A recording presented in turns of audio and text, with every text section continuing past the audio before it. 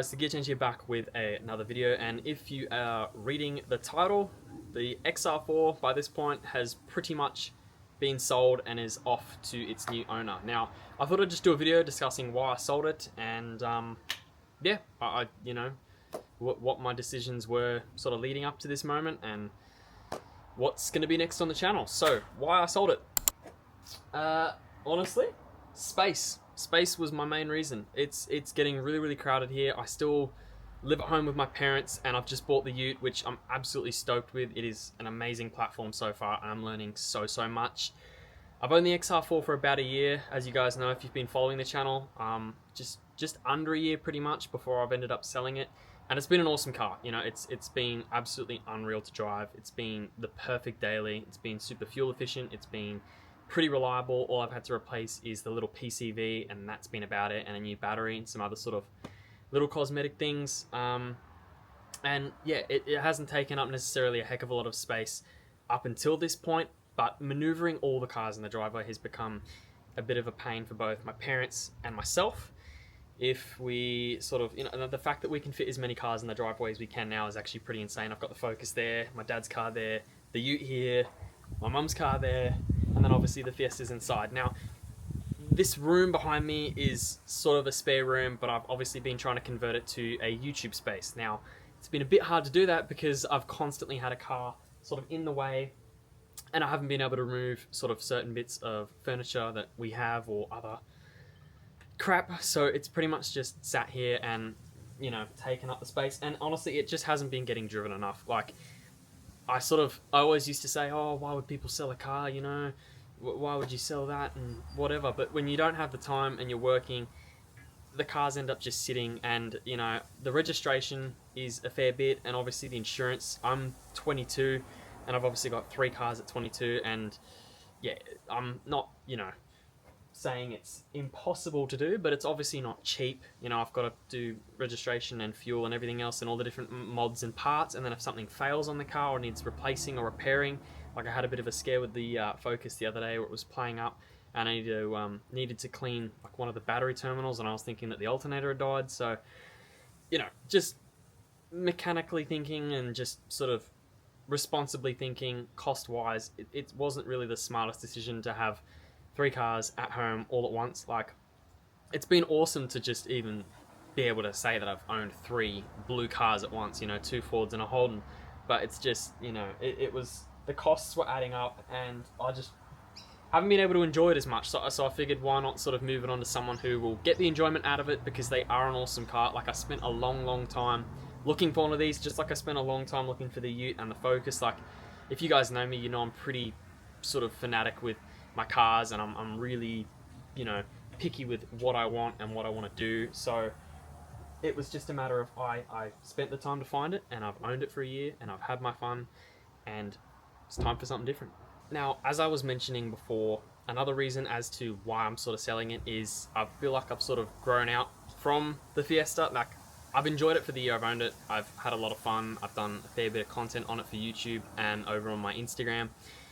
But the parts for them in terms of aftermarket support are really expensive, especially if you're looking at parts from the UK, like certain body kit parts or spoilers or spoiler risers or just anything like that, with how expensive it is just because of, you know, being at the bottom of the planet. It's pretty pricey. Like, compared to when I was getting stuff for the Focus, the price on just certain sort of plastic splitters or side skirts and things like that aren't cheap at all. It's just, it was a lot of money just to go into a car that I thought, you know, I don't know how long I'm going to own it sort of for.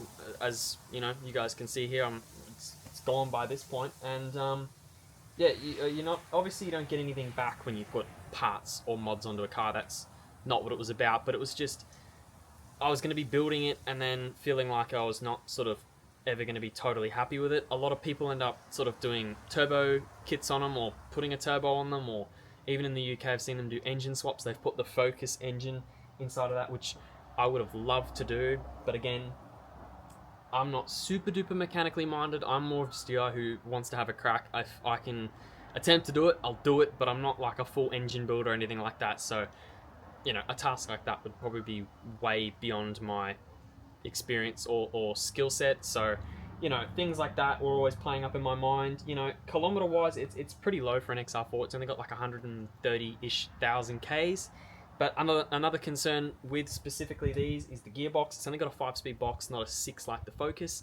And I just sort of had some worries with, you know, in the future, like if I start sort of building some power out of it and start having some gearbox issues, they're pretty hard to source, especially here in Australia. So it was just factors like that, you know, like with the Focus I can source parts for it mostly, but even then that's getting a bit hard, and even the Ute's getting a bit hard. Like they're all pretty hard, but in terms of cars that I've sort of owned, certain parts on this have been a little bit trickier or more trickier than the other two. Not majorly, but enough to the point where you start sort of questioning, oh, a certain thing's worth it. Like a gear knob for this is pretty expensive for a factory one.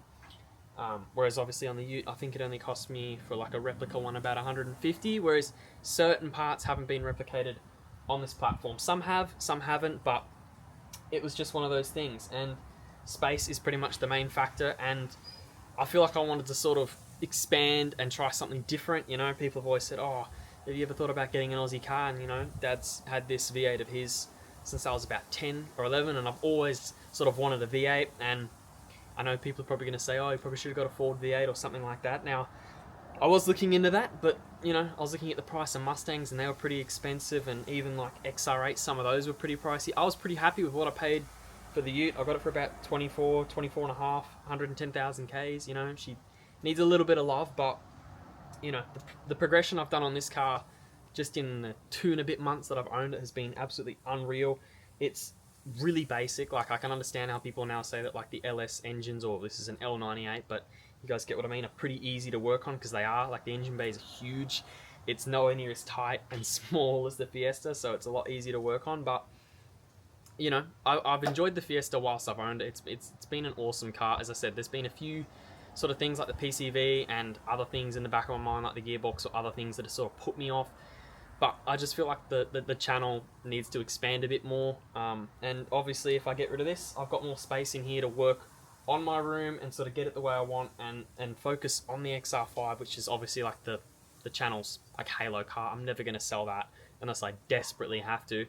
And then start having some fun with the Ute, you know, like I've been looking into sort of doing track days or drifting or other stuff. You know, I want to obviously improve my driving, so this could be a really cool sort of car or platform to do it with. So that is pretty much it.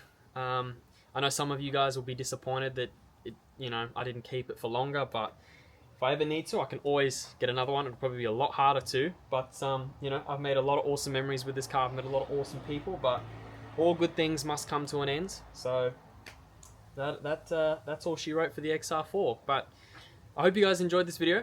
If you did, be sure to like and subscribe, as I have more content on the way with the other two cars. So don't worry, content is not stopping. I'm gonna just keep pumping it out. I got some really exciting stuff coming for the Ute, and I've finally got some really cool stuff coming for the Focus as well in the suspension department. So yeah, thank you for watching. If you have any questions or any sort of queries, be sure to leave them down below, and I'll catch you in the next video. Thanks for watching.